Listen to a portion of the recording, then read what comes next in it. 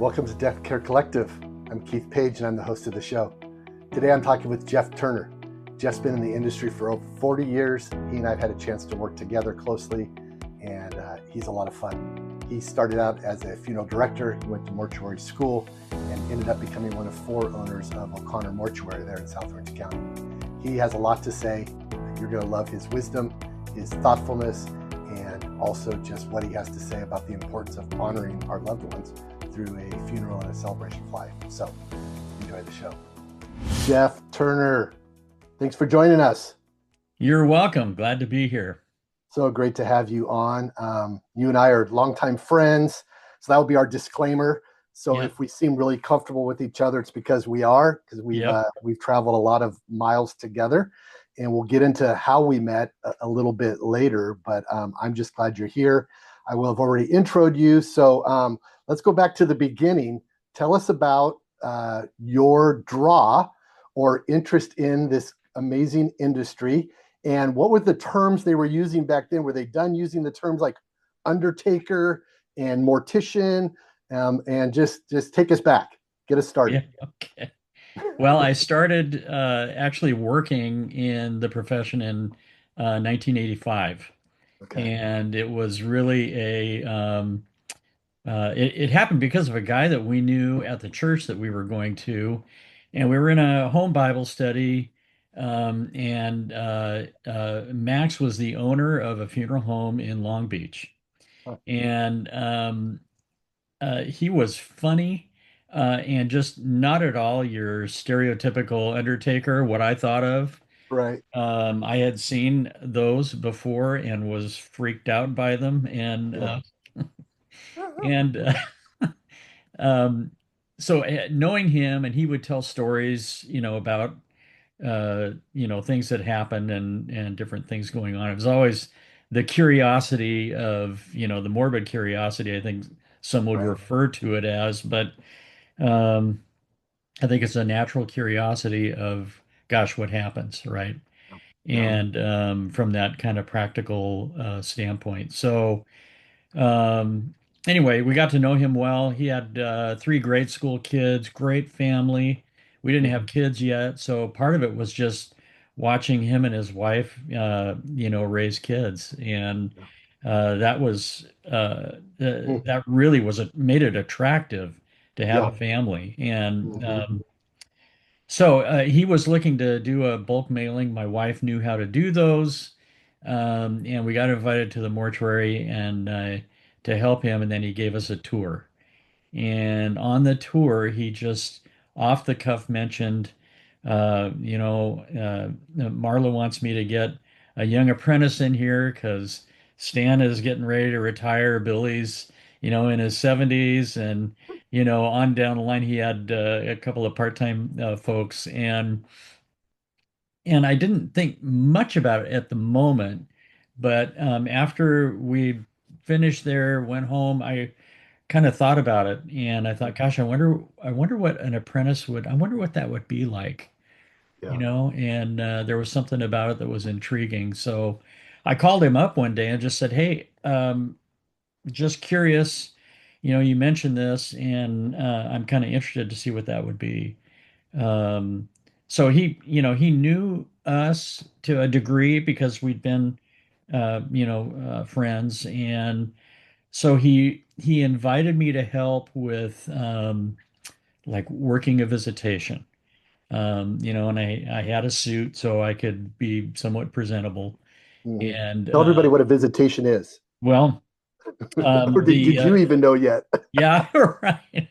Well, the deceased is embalmed and dressed and made to look their best, the best they can. And they're in a casket and in a room that's set up with flowers, and people who knew them come to Mhm. visit, and they Okay. come to see them, pay their respects to the family, and it's a powerful time. Mm. Um, and I can remember visitation, one of the first ones I worked. You don't know what to do. And um, Max was part of a Kiwanis club, and I think it was a Kiwanis member who died. So there were guys from his club there, and they were all hilarious. but I'm Yeah. standing outside the door of the chapel where the visitation was happening, and uh, Max comes up, and this friend is there, and he looks at Max and he goes, "Max, you got to tell this guy to lighten up." And I was probably just stiff as a board, didn't know you could smile, didn't know, didn't know anything. Right. And so anyway, he gradually unfolded what Mm, funeral service is like, including making a transfer, going to the place of death and bringing a decedent into the care of the funeral home, mm.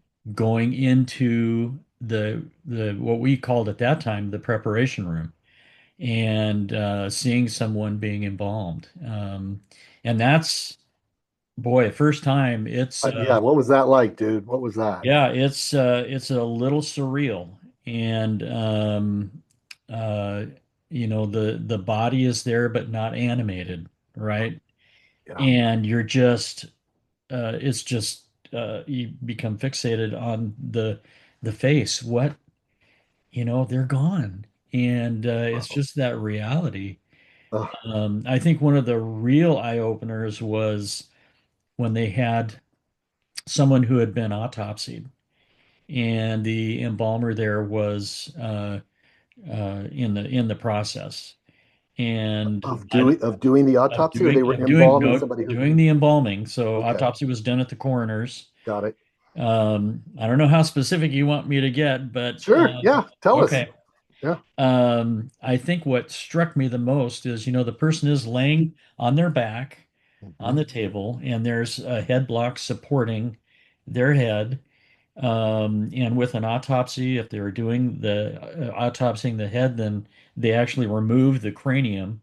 Um, Wow. the calvarium, I think, is the better term. But what that means is the person is laying there, and his forehead went up to about mid, in terms of the shape, Hmm. up to about here, and then it Yeah. just dropped back Wow. because that part of the skeletal structure is gone. Wow. They've set it aside for a moment, Okay. and that seeing a human face disformed Yeah. like that is it's a shock. Mm. Um, Wow. and even the thoracic cavity open, and you're seeing the inside of the rib cage. I mean, I had done limited hunting, but had been around, when you're prepping a deer Hmm. and they're eviscerated. Well, that's what's done to the human body in an autopsy. And um, yeah, shocking. Wow. Um, Wow. but gently, you know, before we went into the room, he told me, here's what you're going to see. And we can just step inside the door. You can look. If you're comfortable, we can go in. And Yeah. so it was just that gradual introduction. And Mm. I had some human anatomy and physiology in high school with a great teacher, and we had dissected fetal pigs, and so uh, it wasn't completely foreign in terms of what you're doing. It's just now it's human. Right. And Right.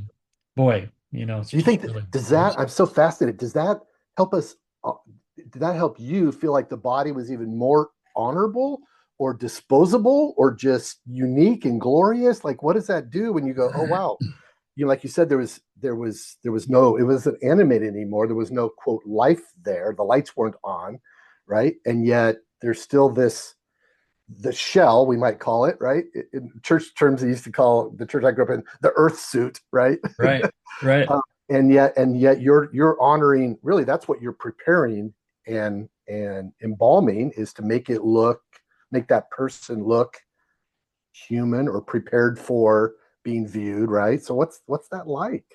What did that do to you about the human body? Well, I think in one sense it's we are like animals in our structure. Mm, But watching the process and seeing the end result, the beginning when the person comes in, and yeah. seeing the end result when they're ready for the family to see them.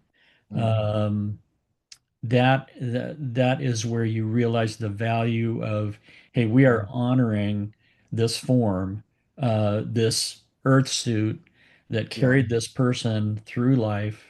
Mm, And so that was one thing with Max I really appreciated about him. Well, many things, but he was very careful about being honoring and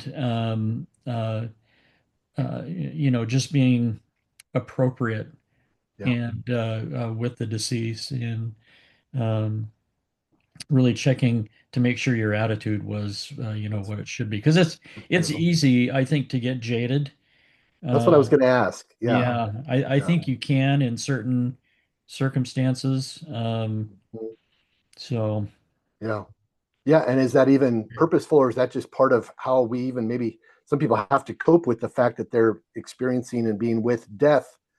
If they're embalming all day, every day, can is it possible to become somewhat numb or hardened to the reality of, wow, I'm in this death industry day in and day out, and how do how do I compartmentalize? Where do I file that under?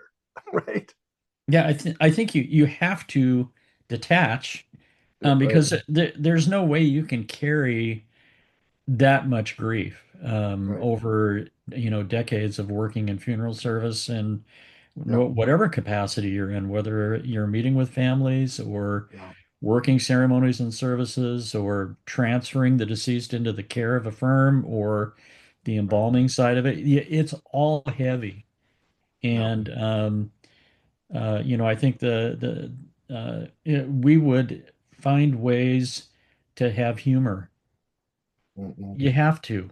Right. And working with great people that you can have fun with in the midst of that profession, it's important. I think it's important in any work environment, but Yeah. um, healthcare, death care, I think you have to be in an environment where you can help each other lighten the load because we just Yeah. weren't meant or designed to carry that much. Oh, yeah, I wouldn't think so. Yeah. Right. I wouldn't think so. So at that term, they were already done with the term undertaker mortician. What was it called when you got into it? What were you called? What was your title? Yeah, well, initially you're an apprentice. If you get signed up in California, you have to register as an apprentice under a licensed embalmer. The Okay, funeral director's license is separate. got Kind it. of interesting. California, in fact, when I was first came in, there was not a person that was the funeral director that carried the funeral director license. It was the building was Oh, what carried the license. oh, interesting. Okay. Yeah, but since Yeah. the building couldn't take the test, somebody at the state figured that out. Right. A person had to take the test for the building, Right. and that was a funeral director's license. Wow. They figured out they could make more money if they made everybody that met with families Yeah, take the right. test and issue licenses. So that's what finally Yeah. happened. How long did it take as you become an apprentice to where you knew, like, okay, this is for me, this is going to be a career path that I want to devote this next number of years to?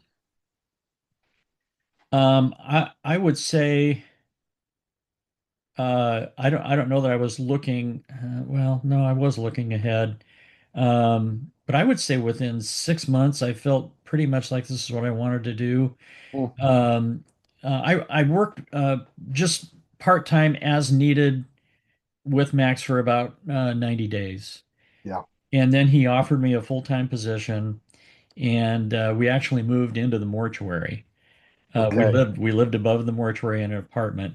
Okay, you got to And talk about that. What the heck yeah, is that like? Because my wheels are turning because we always think, we always hear, are they haunted? Do you hear ghosts? Are there, yeah, yeah. restless souls? Are you up all day and all, I mean, when people are there and their services are going on, are you always on call? How'd that work when in those early days when people live there? Yeah. Well, there were two apartments and in our firm, and the other one, Billy and Mina Kuhn. Okay. Billy's dad started the firm back in, I think, 1928. Goodness. And so Billy was in his mid 70s, had had a quadruple bypass surgery already, and he and Mina had been living there, I think, since the early 1930s in the same apartment. And they were both just, a treasure. But he had great experience and background, sweet as could be. Mm, I always called him Mr. Coon. I did you? never addressed him by his first name. Yeah. Uh, and he was fine with that. Right. Right. I bet. Yeah. But it's that generation, right? Yeah. And Very much so. Yeah. so they were our neighbors across the stairwell. But Mm, Karen and I moved in there, and she was well, within probably 3 weeks, we had our first child.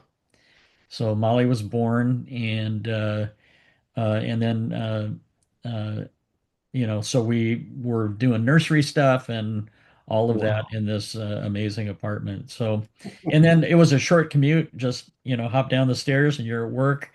We had a business phone upstairs, and so we alternated nights with the owner, and Yeah. he answered the phone at night from his house on his call nights, and I did on ours. We're seeing about 200 families, but probably 180 to 200 families a year. So it wasn't hectic, although, as you know, it's never even, right? So Right. you Right. get all of a sudden you're busy, and then There's a and then the lull. next Right. thing you're out slurrying the parking lot in the back, and Right. or removing an old stairwell so you can Right. put a casket elevator in or whatever. So you do, Yeah. it was a real interesting experience from that standpoint. Mm, I was an apprentice for a year before I entered the mortuary science program at Cypress College, okay. which was really helpful to already be a year in. I bet. And then I was there for a year to complete the schooling that you needed in order to take the embalmer's exam. And uh, it was interesting when we had a work schedule, and when I was getting ready to go to school, I went to Max and I said, just curious, because school was 5 days a week, 4 to 6 hours a day.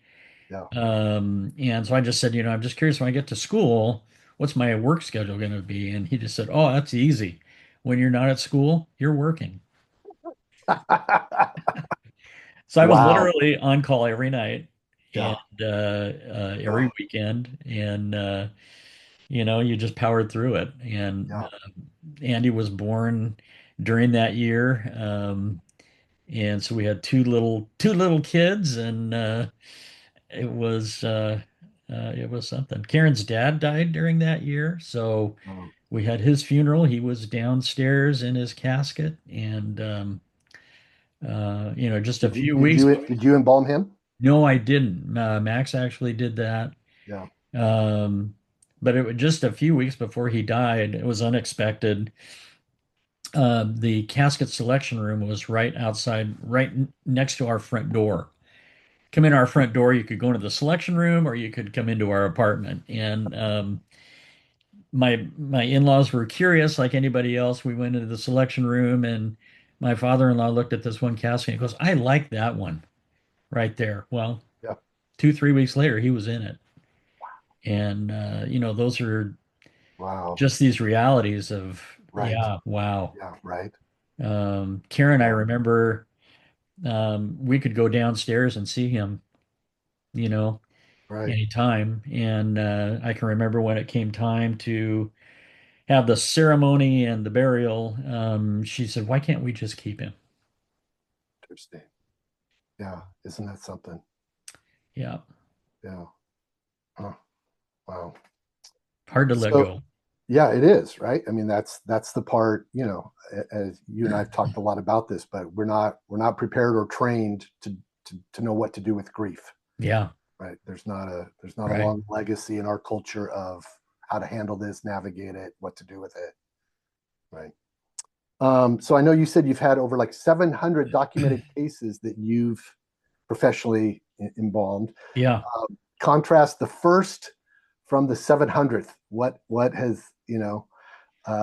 what's changed, or what can you contrast for us about that experience, or the journey in between 100 and 1 and 700?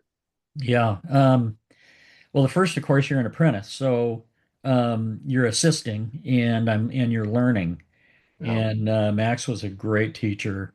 Mm, By the time I got into the mortuary science program, I was in pretty good shape for what they needed to teach.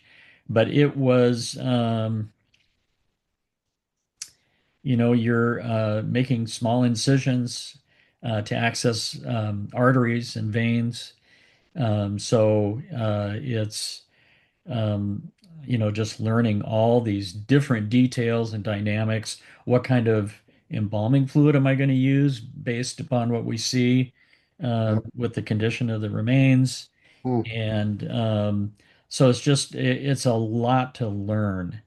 Um, and I yeah. think there's a sense of anxiety of I don't want to mess this up. I'm worried about the result. And Yeah. it's very reassuring to have somebody that knows what they're doing there with you. I bet. And then Yeah. gradually, I did more and more on my own. He was a great resource. If I had a problem or a question, I could go to him. Mm, But then there comes a point where you've got to solve problems on your own. right. You Right. run He's not into there all the time. things, yeah, you run into things like, what in the world is going on?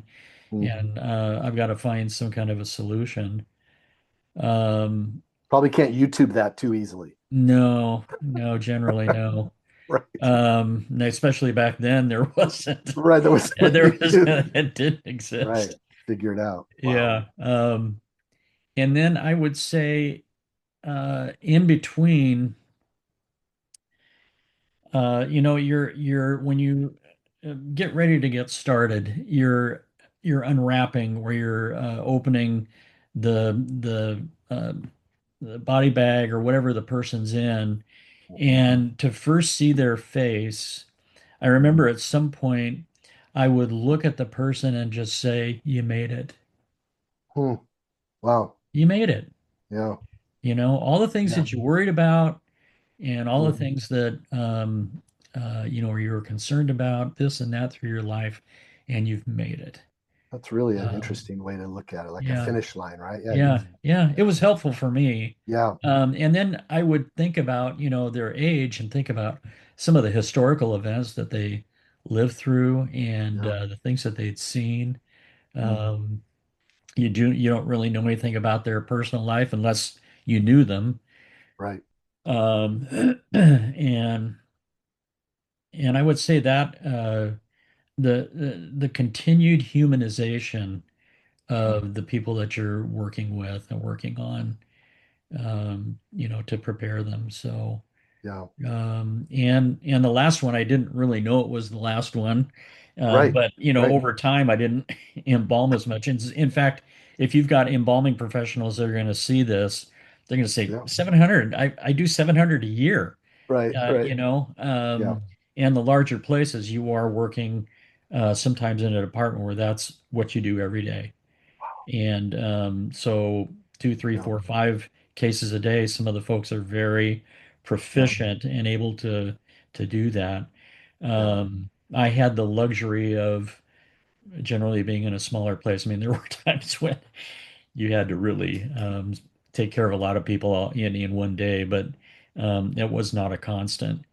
Yeah. And in the smaller firms, you're doing everything. You might be making transfers, you're meeting with Mm. families, you're doing payroll, you're you're doing a lot of different things. You're unplugging toilets, Right. you're Yeah. vacuuming, and Mm. but yeah, that's the volume. That number is where I landed really over 40 years. So. Wow.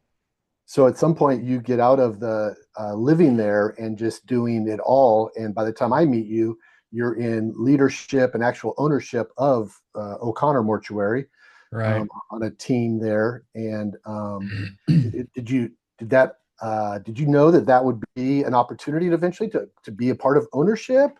Was that No, on the card also on the bingo no, card? Or no. It was a huge surprise. In fact, I had worked at the first mortuary that I was at for about 3 years. Went to another firm up in Bellflower and Paramount, was with them for about a year, and uh, in between, I had cancer. So I'd had a major surgery and chemo. And so when I got back to work, I was really just not thinking. I was thinking day to day. I just need to make it through today. We yeah. got two little kids, and you're trying to pay the Wow. bills and I that didn't kind know of that, thing. Jeff. Wow. And so one of the guys that worked at the second firm I was at left after about 2 weeks with us. Mm, And, doggone it. I mean, you're just kind of like, what is wrong with that guy? right. And because you're down a person then. Right. But he went to work for Joe O'Connor. Mm, And I don't know, a month or two later, he calls me and he says, "Hey there, Jeff, they're looking for a licensed embalmer down here. And, you ought to apply." And I was like, "Yeah, okay, thanks, Alan." And I just blew it off. right. And a few weeks later, I'm working a visitation up in Bellflower. He comes in. He's like, Oh, "Jeff, did you ever call Joe Connor?" I'm like, "No, Alan." He goes, "Man, I'm telling you, I really think, you should apply for that." So I did, and went down to Laguna Hills.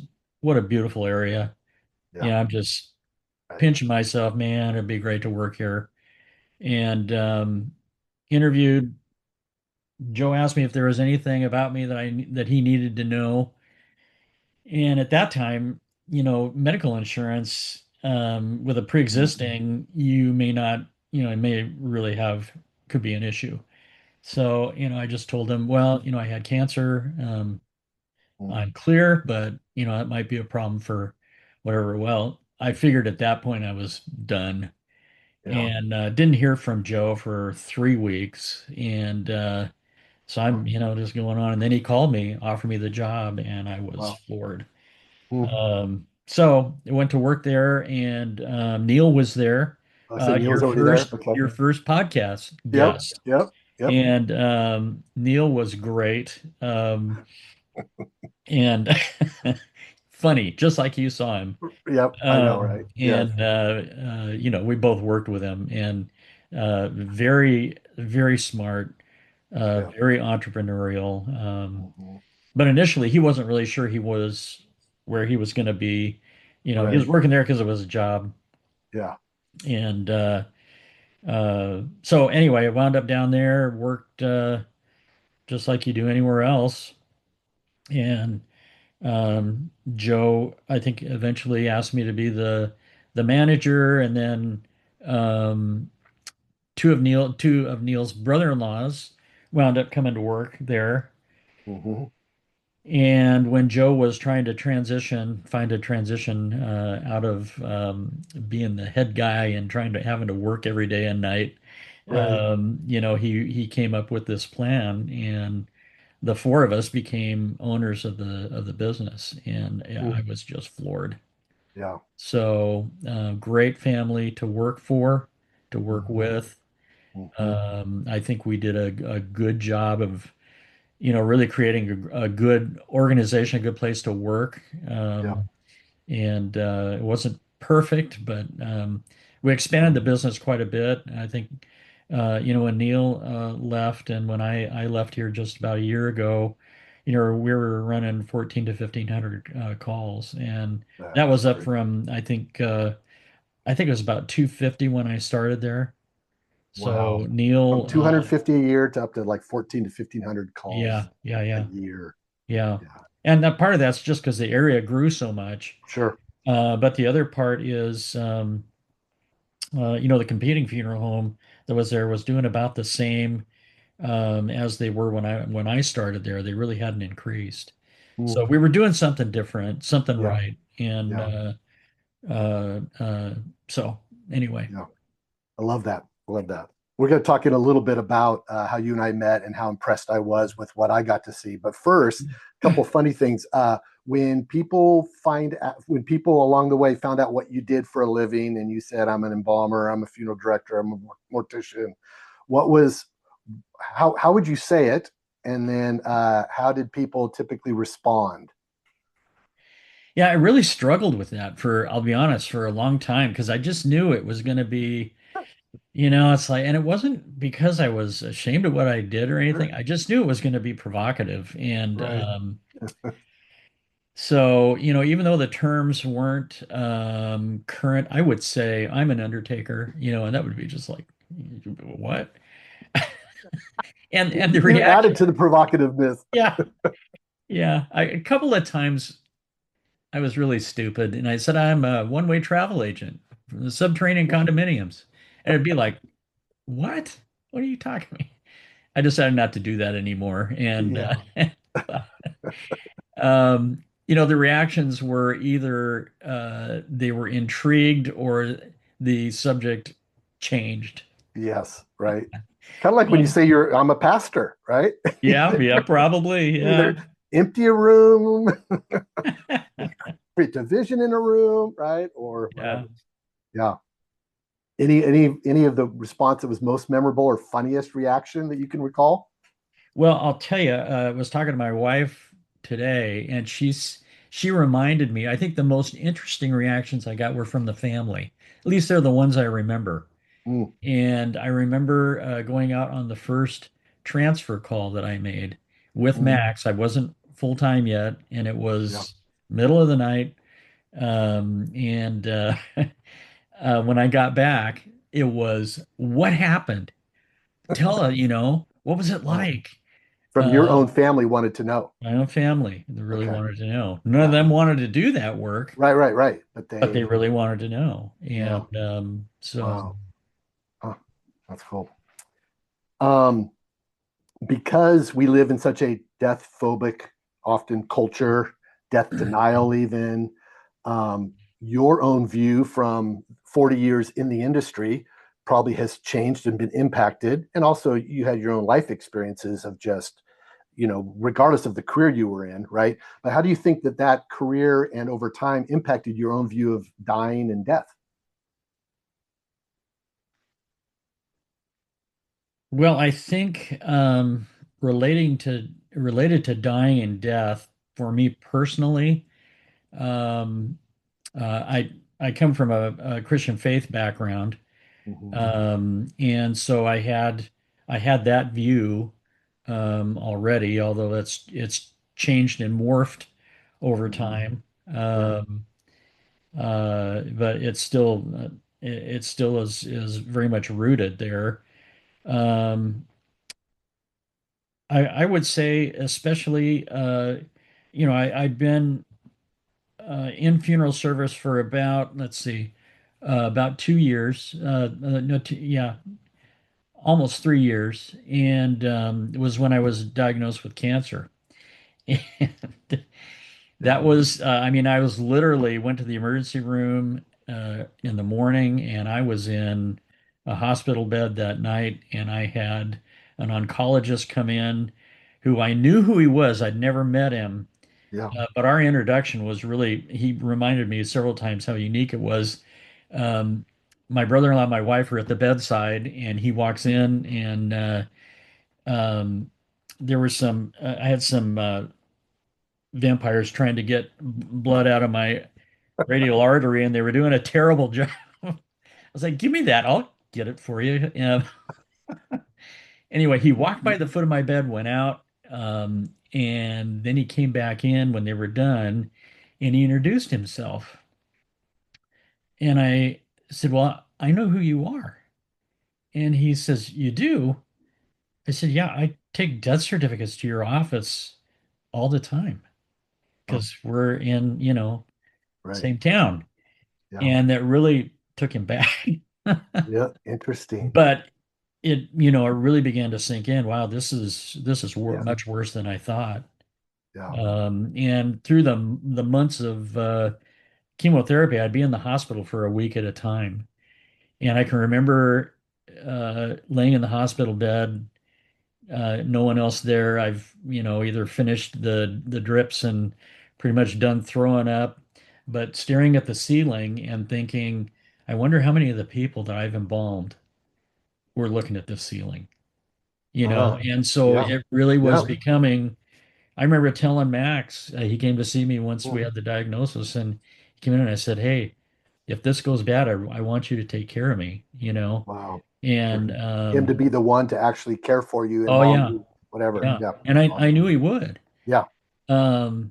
So I think, and I know we're going to get into the celebrant piece, but I think you just wind up walking away understanding much better to much greater depth how important the funeralization is, and that there Mhm. are things that for many people are very necessary. And I think, uh, unfortunately, our society has the phobia around death, and the terms you hear about visitation. Oh, how macabre! Go Right. see a dead body. What's wrong with you people? And that kind of an attitude. Mm.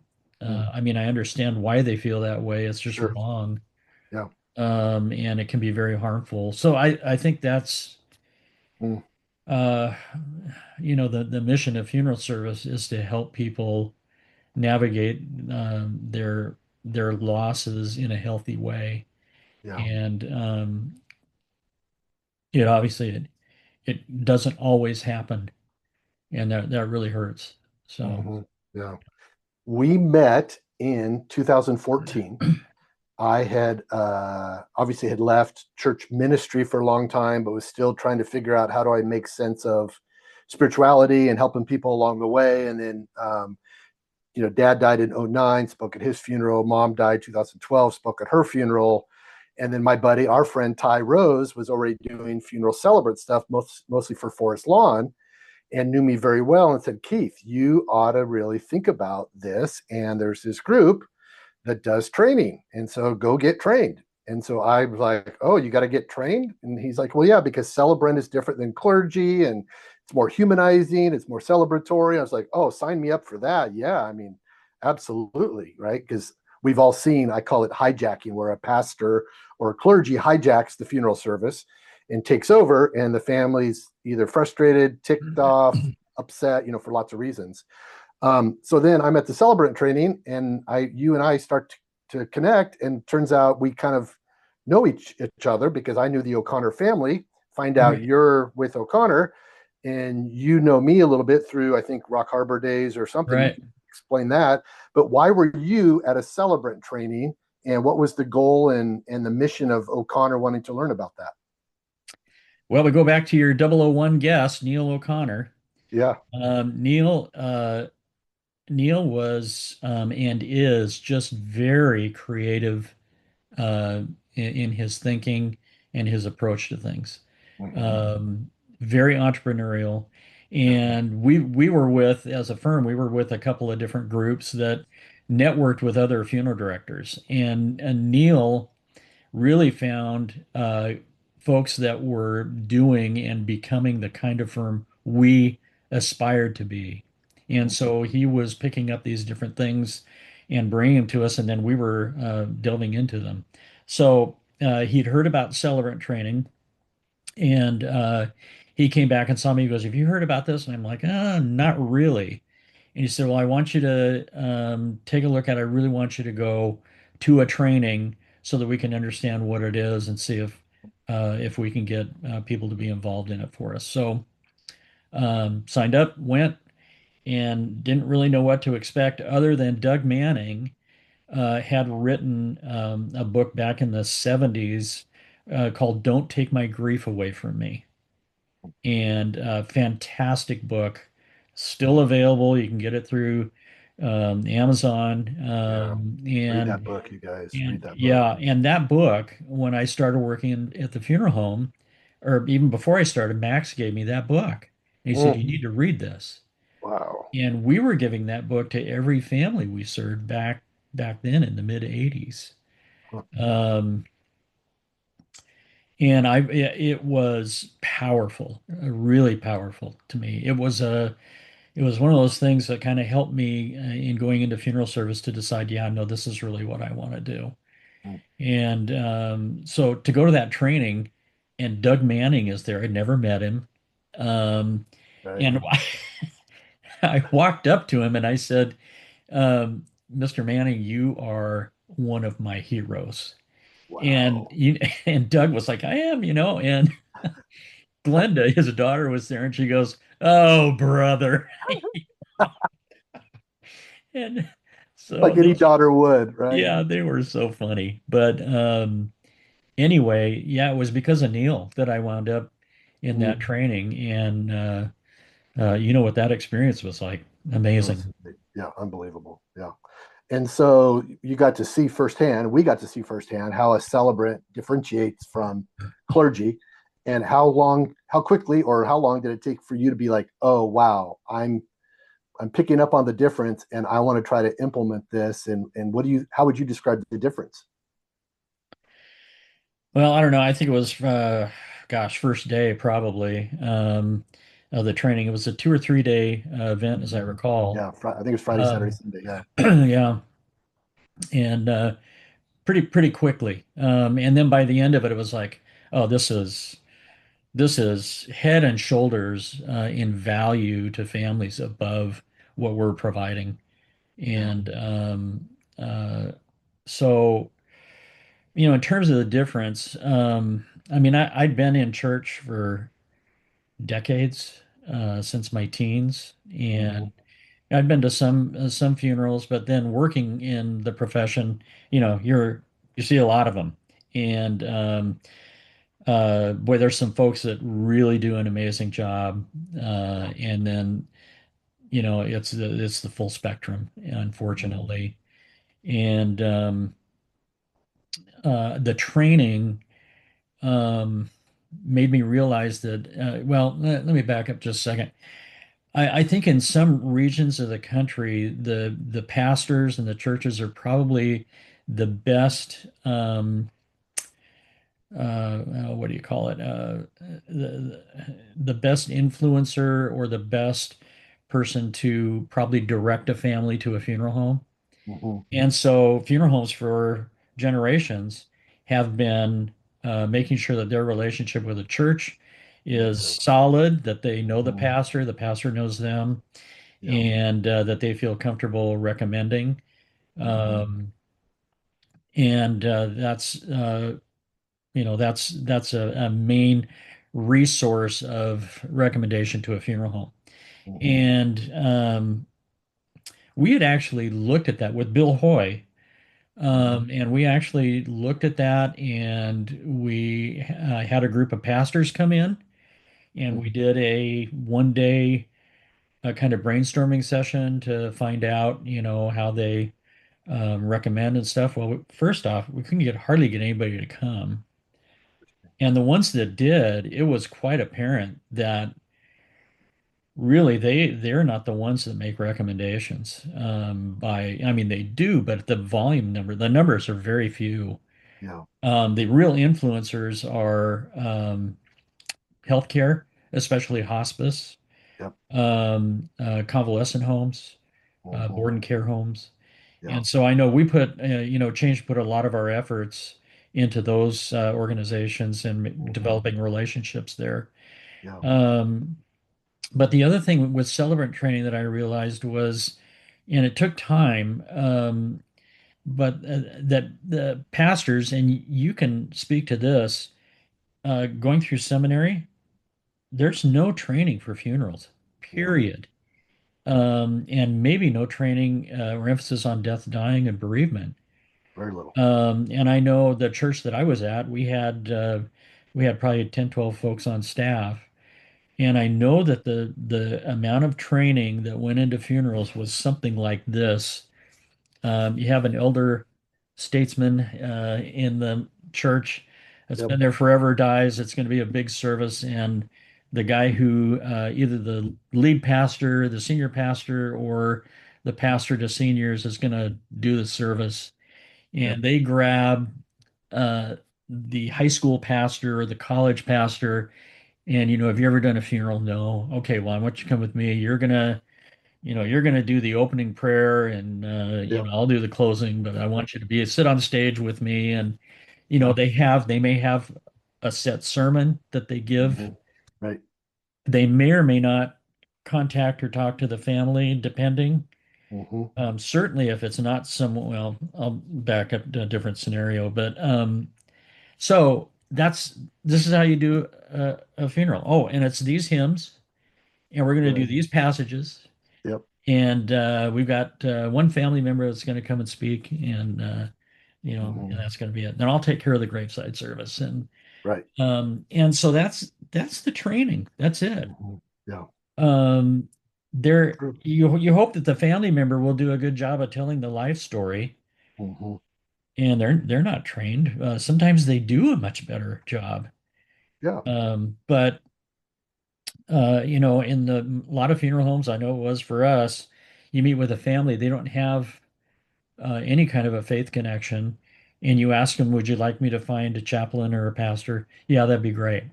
So you call your guy, Hmm. and to some degree, I'm, ashamed to say, this is a problem that I need to have taken care of. We've got a service coming up, Right. and I've got to find someone to do it. Right. And hopefully they call the family and talk to them a little bit. Um, and you call the same guy, he does the same message every time. It Yeah. may or may not match up to the family. Right. You hope it does, and that's where I think people have decided funerals aren't of value.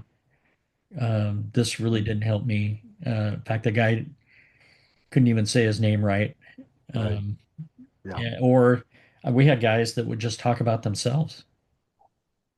I mean, Mm. it was just shocking. It's like, Right. Yeah. do you know why we're here? Right. It's Right. not for you. Right. Yeah. Yeah, so I don't know. I kind of Mm. wandered, but No, that's so then you saw some celebrants oh, like me, yeah, I think you, because you knew of me, it was a beautiful handoff for me to be able to be like, oh, I know the O'Connors, and now I met Jeff, and they're not far from me. Hey, maybe I could start to help these guys. And that was really a wonderful thing for me because being at that same training and seeing the power of it, yeah, and then being able to have a place that also understood. Because the other thing we found is a lot of mortuaries were still, because I thought, oh, O'Connor's like using me now, I'll go down and hit all these other mortuaries. And it was like they weren't open to it, they still hadn't bought into it, they had their own list of clergy. My price point was different because I spent so much more time, because as you know, I would go and meet with the family, sit yeah, with them, have a whole family meeting. And I found it super hard. What's the deal with why are mortuaries so often, or cemeteries so slow to make the change? yeah. Um, and for some of it probably is the price point, right? Yeah. Oh, we've Yeah. never paid that much for, Right. you got to be kidding me. Right. Yeah. Family's not going to want to pay that. Right. And so that they don't understand the value. It's this is the way we've always done it mentality. Yeah. It's probably some trepidation about what's this person going to do. Hmm. Um, and so it's Yeah. tough. It's a tough sell. I think, depending upon the region of the country you're in, probably the relationships with the church and trying to maintain those is creates some Yeah. consternation with the funeral director, afraid I don't want Pastor so and so to find out we're using a celebrant. Good God, Right. you know. Right. We're all going to hell. So you begin to watch me and others do the celebrant thing, and what difference does it make, do you think, from Oh, your biased perspective? it's phenomenal. My exposure initially was observing a celebrant in a service, right? And Hmm. just seeing what they did and hearing the story and involving the family. And um, I mean, it was just night and day. And you could see it in the reaction of the people that were attending, right?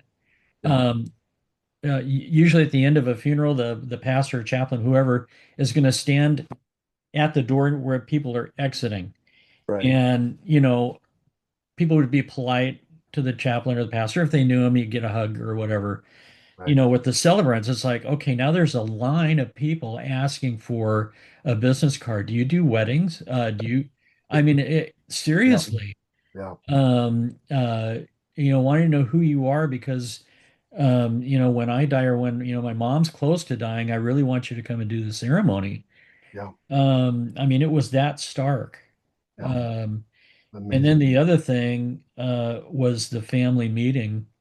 And I'd heard about family meetings. You shared one, a dear friend Yep. of both of ours, Yeah. that was incredibly powerful. And then my neighbor next door here, her dad died, and you asked me. Well, I think they wanted me to Karen and I to be at the family meeting. Hmm. Pardon me. And I was hesitant, but I think you encouraged me. It's like, no, you should be there. That Yeah. was that was a Yeah. completely different level of Hmm. eye-opening, to see how cathartic that Yeah. time was with the family. And you and I have Exactly. talked about this. Yeah. We walked Yeah. out of that meeting, and I think you said, "See, and I hardly said anything." And it Right. was true. It was like you would Yeah. ask Yeah. a question, and I Yeah. mean, we had a son who at that meeting said, um, I've never shared this with anyone."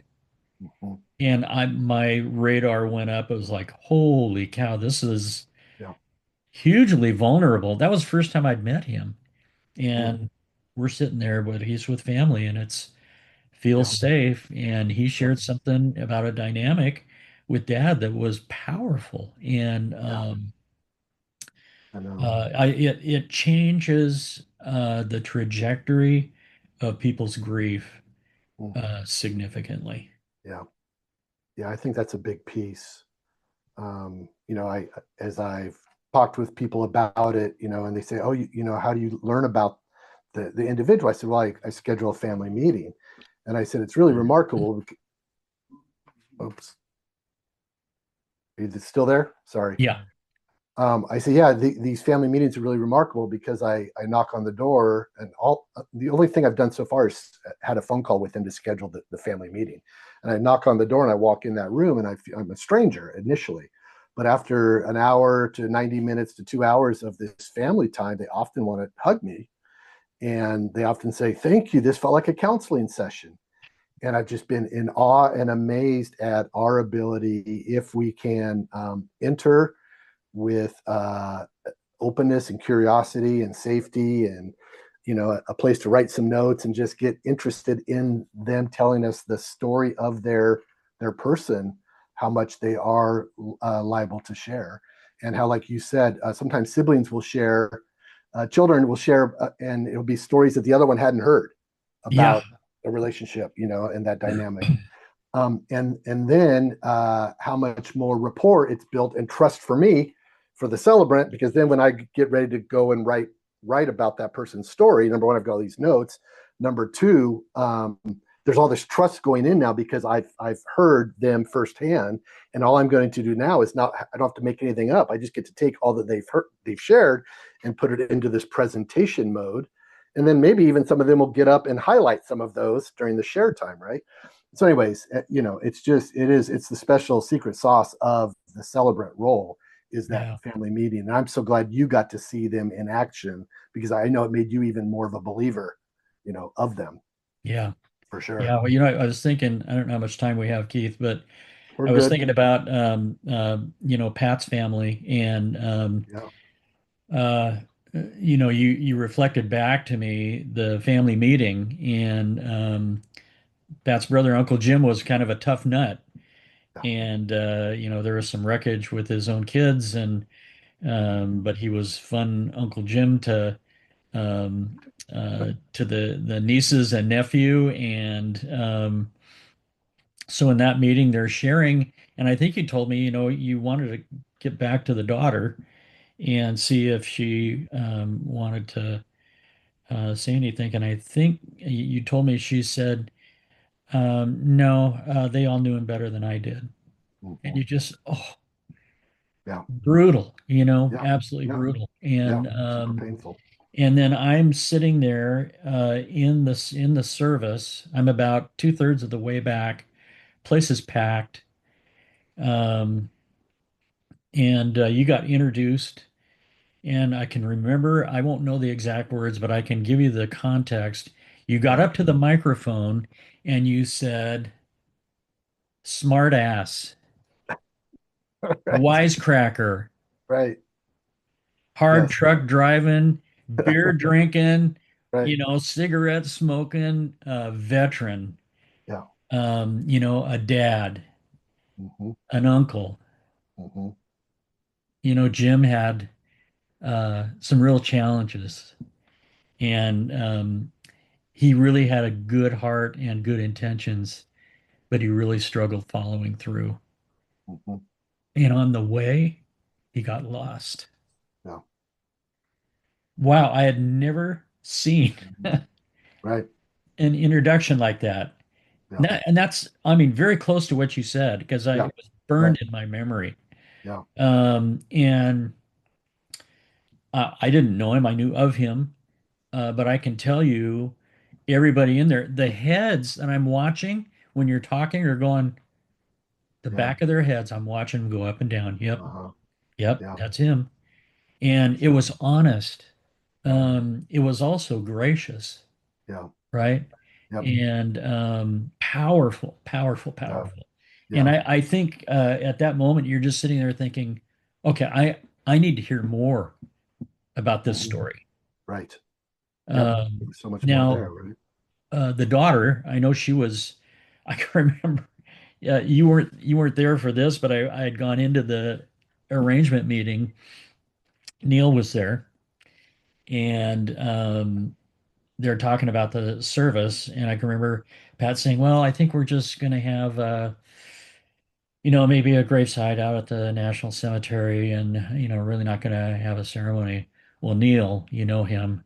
Right, He said, "Pat, I love you. I'm not going to let you just do just that. yeah, We're going to have a service in the chapel. We're going to hmm, get a celebrant." And, he just kind of laid it out. And the yeah, daughter's face was just like, you got to be right, kidding me. right, because she was mad at How, him. She was how so are pissed we at her going to dad, do right? that? Yeah, So yeah, day of the service, I've already explained kind of what it was like. yeah, We get to the end, and Yumi and Neil are standing in the center aisle. Everybody's out, and the hmm, daughter comes literally bouncing up to us, giving you a hmm, big hug, and said, "Thanks for helping me to get to know and understand my dad." yeah, yeah, Wow. yeah, yeah. We got to help change the trajectory Oh, of her life, her yeah. relationship with her dad Yeah. after he passed because of all of the different opportunities that and courageous steps, really, that Neil initially, right, and O'Connor were able to do with and for that family. And then to allow me to come in and just do what I do, which is just it was a big living room. I remember being super petrified because I thought, okay, his kids are going to be there and they're ticked at him. His nieces and nephews are all going to be there and they love him. I was like, wow, how are we going to hold space for all these different opinions and allow everybody to have their own experience? But there was a lot of honor and trust, right? And massaging of, hey, yeah, the niece, of course, thinks he's so cool when would roll in with his Mustang and take her to get ice cream when she was a kid. And, yeah, the kids are pissed because they're going, where is our dad now? And, right, all those things. But, anyways, because of all of that, I think it really did change the trajectory of their grief. Yeah. I still see her on Instagram. She'll post photos and her son's growing up. And, Yep. I think back on that and I just am so grateful to you Yeah. that, that I got to see that and that you had that impact. And it impacted the entire family and all the friends that were there too. Yeah. Because no one was sitting there going, who the heck is he talking about? Right. Right. That's right. That's right. And we weren't sanitizing it. We weren't, Right. we weren't just only saying good stuff. And we didn't have, and I always said, look, our job is not to make people saints or sinners. It's to make them human. And the best way to make them human is to tell their real story, but you can still bring dignity to it, right? Like we Yeah. didn't have to throw him into the coals. But like we said, he got lost along the way and he had good intentions, but man, he struggled and people are okay hearing that. And like you said, need to hear the honesty Yeah. of that, right? Yeah. Um, the future of the industry. Where's the industry going? You think? I know you're out of it now, so your your ability to know the pulse. But if you could guess the trajectory or wish the trajectory in a certain direction, what's your best hope for the industry? You think? My best hope is that between the religious side of our culture Yeah. and even the secular side of our culture, that they would begin to understand the importance of the funeral process. There are Mm. some faith communities that know and they have their traditions and they do it beautifully. Yeah. And there's no question, family knows we're going to do this, we're going to do this, we're going to do this, Right. and all the elements are there. I think my faith tradition, it was fascinating to watch from our church, even how you're going to visitate, you're going to open the casket here at the church. And it's, yes, we are. Yeah, we're going to do that. And Yeah. um, here, my hope is that they would see the value of seeing the deceased. Not everybody sees value in that. I get it. Right. That doesn't mean there isn't. Right. And it's very important to a lot of people. After the 9/11 attacks, I can remember seeing a documentary, Mm. and there was one gentleman who said, I can't help it. It had been 5 years, 10 years, whatever it was. And he said, I can't help but think that my son made it to the top, to the roof of building two, and that he was able to write it down. And he's so traumatized that he's homeless and lost here somewhere in New York. And I just feel a need to look for him. Wow. Well, gosh, I mean, Wow. sometimes there aren't remains. There's not the body to see. That same documentary, I can remember the guy who was in charge of the recovery efforts of DNA and that kind of thing. And it had Yeah. been a number of years, and a good friend of his and others, they finally found some remains. And he was at the funeral. Mm. And they really did them. I mean, they would have a casket and they would have the Mm. whole ceremony of the church and going to the cemetery and all of that.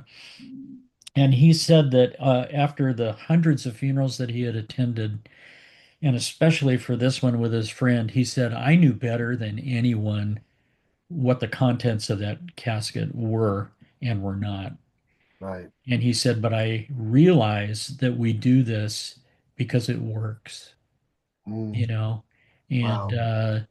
so it really is important that we do something that Wow. we do something to honor and remember and to allow for tears.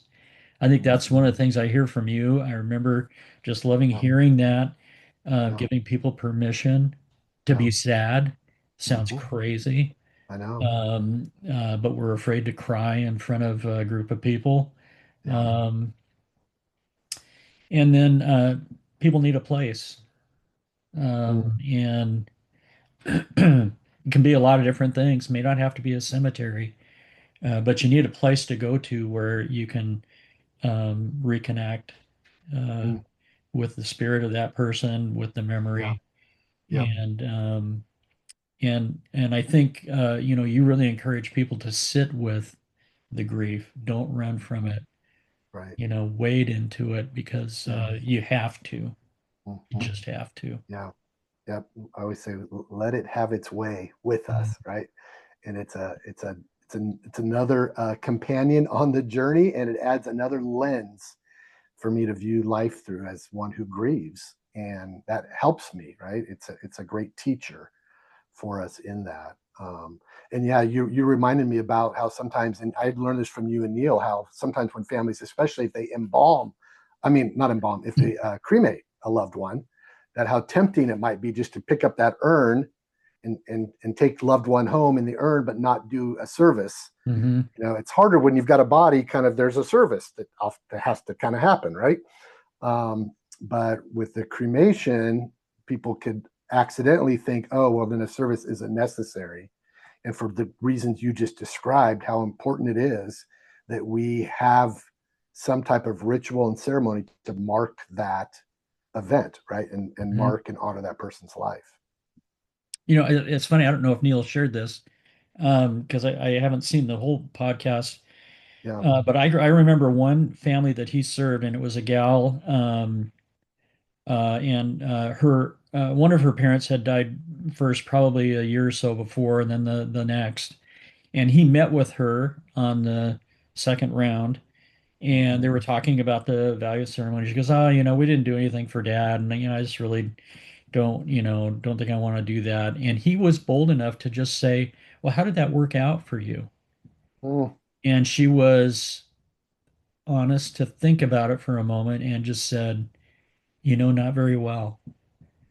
And so he was, again, being Neil, he said, I'll tell you what, let's schedule a service for your mom. And, here's what we can do. And if honestly, if you don't see any value in it, I'll refund the whole amount of, what we charge for the service, the use of the chapel and right. all of that. Well, Wow. she thought about it and he called her back and she said, yeah, let's do it. So day of the service happened, and I don't know if Neil, I don't think he was able to be there for the actual ceremony, but he got downstairs. She was walking out to the car, and he got a hold of her and he said, "Hey, I'm so glad you had the service. How did everything go?" And she was over the moon and just said, Wow. I can't tell you how Wow. important it was Really? to do this." And he said, "So I guess I'm not refunding any money." And she said, "Absolutely not." Yeah. So, Well, that shows you how much he knew, right? I mean, yeah, you guys are pros, right? We should listen to the pros that talk to us about the importance of these things. And yeah, I know you guys weren't quick to say, "Hey, you got to do it here because we want to collect all your money." You're like, "Do it somewhere, right? yeah. It doesn't have to be big. It can be small. It can be however you need it to be, but do something, Do right? it at home. Get a Right? celebrant. Have Yeah. someone come and help you do it, Right. right? Yeah. Honestly, in my opinion, the most important element is to review the story Yeah. of that person, and there are very few that can do it without, I think, the appropriate training. Right. I think Doug Manning happened on it, with family meetings and that kind of thing. But Yeah. even he found out about celebrants and had to go investigate. He did. Yeah. And it turned out I don't think it was a lot different from what he was already doing, Right. um, but I it think it helped just him to. confirmed for him a lot of Yeah, things, right? Yeah. yeah, Yeah. yeah, One last story, and then I want to ask you about advice you would give to someone. But I spoke a few weeks ago at a kind of a secular gathering of adults that want to do community, but they don't want spiritual, religious stuff. So I came and told some of my story and met with them. Then I told them about what I do now in hospice and death work. And I opened up for question and answers, thinking they all were going to be really curious about a lot of my faith to, you know, deconstructed kind of journey. And they ended up wanting to talk more about death, dying, and funerals. And one couple raised their hand, and husband and wife, and she starts to choke up right away. And she says, "We lost our daughter 4 years ago to brain cancer. And here we are in Tennessee, and we didn't want a religious thing. and we didn't know there was any kind of other option. So we didn't have a service for our daughter. And we still struggle and are so filled with guilt 4 years later as a result. So Jeff, I didn't quite turn it into a celebration of life right there, but I said, "What's your daughter's name? Can you tell me a little bit about her?" And they both chimed in, and it was powerful to just publicly have a moment where we got to say her name, talk about her, and understand together the challenge of families who don't know there are other options, especially in some states and communities where it's maybe more heavily religious or the celebrant term just hasn't gotten to them yet. And they all said, "Gosh, we wish we had known that there might be something else out there." So, anyways, we had a great conversation afterward. But it's that reminder that people sometimes don't want to do something or they don't know what all they can do. And part of the reason for podcasts like this is just to give people permission, right? To say you can do the thing you want to do. There are more options than just what you know are out there or what you've seen, right? Yeah, one quick thing. I mean, that's so powerful because you're almost doing a mini family meeting right there, Right there. right? Yes, exactly. Yeah. Yeah. And one of the things that dovetailed really well at our firm with the celebrant piece is when we sit down with a family in the meeting to make arrangements, first thing we ask is, you mind telling me about your dad? You know, and Yeah.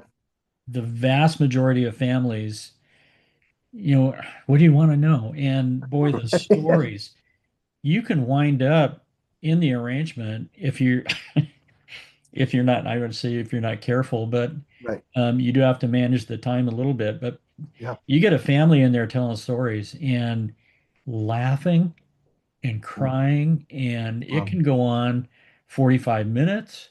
yeah. It's gone on for an hour, and you kind of have to turn the meeting and say, hey, you know, we really need to There's do some other things we this. have to discuss. Yeah.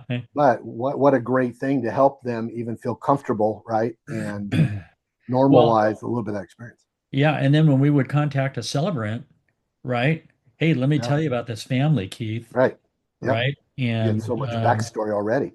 Teresa and others had notes for me of oh, notes that they had taken in the family meeting, right? yeah. Yeah.